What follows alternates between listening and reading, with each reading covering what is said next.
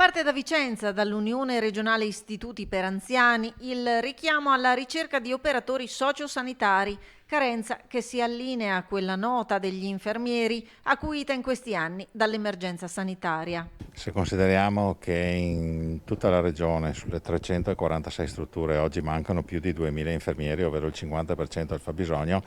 i numeri anche per la nostra provincia sono importanti, mancano sicuramente qualche centinaio di infermieri.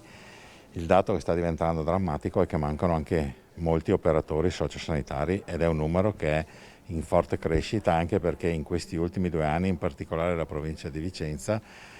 sui corsi programmati per operatori sociosanitari 7 sono andati deserti. Considerando che un corso è di 30 ragazze e ragazzi, vuol dire che noi in questi 2 anni non abbiamo formato 210 operatori. Un paradosso, quello tra posti letto nelle strutture per anziani e carenza di personale. Rispetto alla fotografia di IPAB di Vicenza, ad esempio, su una potenzialità di circa 350 posti letto, ad oggi 2 reparti sono chiusi, il reparto 3 e 6 del Trento, quindi 56 posti letto,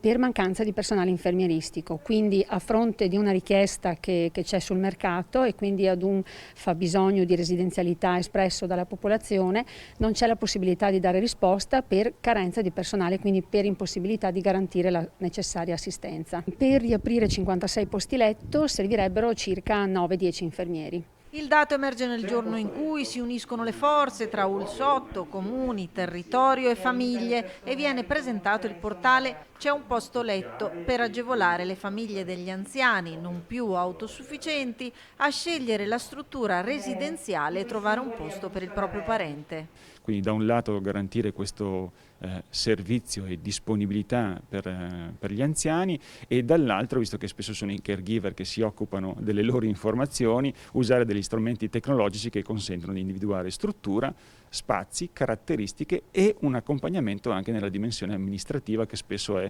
ostacolante, insomma, rispetto ai momenti di allocazione.